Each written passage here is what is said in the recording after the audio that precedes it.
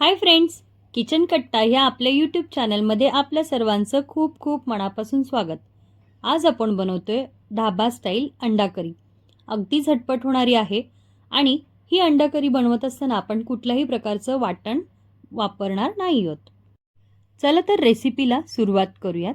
त्यासाठी मी इथे एक भांडं घेतलं आहे. त्यामध्ये मी बटर घालून घेतलं आहे. हे सॉल्टेड बटर आहे. त्याचमध्ये मी 1 चमचा तेलसुद्धा घालून घेणार आहे. तुम्ही पूर्ण तेल किंवा पूर्ण बटर असं घेऊ शकतात. मी दोन्ही थोडं थोडं यूज केलेलं आहे. छान गरम झालेलं आहे. त्यामध्ये आपण उकडलेली अंडी घालून घेऊयात. अंडी थोडीशी तेलामध्ये परतवून घेऊयात आणि त्यामध्ये थोडंसं मीठ, अगदी थोडंसं लाल तिखट आणि थोडीशी हळद घालून मिक्स करून घेऊयात आणि तेलामध्ये थोडा वेळ फ्राय करून घेऊयात. तुम्हाला हवं असेल तर अंडी डीप फ्राय सुद्धा करू शकतात, पण मी इथे शॅलो फ्रायच केली आहेत.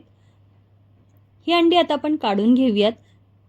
इथे आपली गॅसची फ्लेम ही आपण लोच ठेवणार आहोत, नाहीतर तेलामध्ये लाल तिखट जळण्याची शक्यता आहे. त्यामध्ये आपण 2 तमालपत्र घालून घेऊयात, तेजपत्ता, आणि इथे आता आपण बाकीचे खडे मसाले सुद्धा घालून घेऊयात. जे खडे मसाले तुमच्याकडे घरी अवेलेबल असतील ते घालून घेतले तरी चालतील. इथे मी 2 सुक्या मिरच्या घालून घेतल्या आहेत. जिरं घालून घेऊयात आणि खडे मसाले घालून घेतले आहेत. 2 मोठे कांदे मी बारीक चिरून घेतले होते, ते घालून घेऊयात. इथे छान कांदा मी परतून घेतला आहे. त्यामध्ये मी 3 मोठे टोमॅटो बारीक चिरून घेतले आहेत, ते घालून घेऊयात. इथे आपण बाकीचं साहित्य सुद्धा घालून घेऊयात. आपण आधी सुद्धा तेलामध्ये मीठ घातलं होतं, तर आता मीठ घालताना आपण थोडं कमीच घालायचं आहे. लाल तिखट सुद्धा आपण कमीच घालणार आहोत, कारण आपण आधी सुद्धा घातलं होतं. इथे मी चिमटभर हळद घालून घेतली आहे. धनजिरा पावडर घालून घेऊयात. 2 चमचे इथे मी धनेजिरा पावडर घालून घेतली आहे. आता आपण हे सर्व साहित्य मिक्स करून घेऊयात. तुम्ही माझ्या चॅनलला अजून सबस्क्राईब नसेल केलं तर प्लीज सबस्क्राईब करा. एकदम फ्री आहे. आता त्यामध्ये आपण थोडंसं पाणी घालून घेऊयात आणि मिक्स करून झाकण ठेवून लो फ्लेमवरती आपण कांदा आणि टोमॅटो छान शिजवून घेणार आहोत.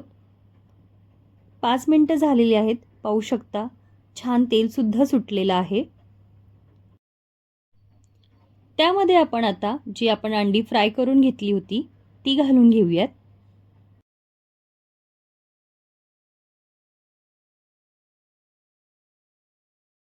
बारीक चिरून घेतलेली कोथिंबीर घालून घेऊयात आणि ह्यामध्ये आपण गरम पाणी घालणार आहोत. तुम्हाला जशी क्वांटिटी हवी असेल, म्हणजे पातळ किंवा घट्ट, त्यानुसार गरम पाणी घालून घ्यायचं आहे.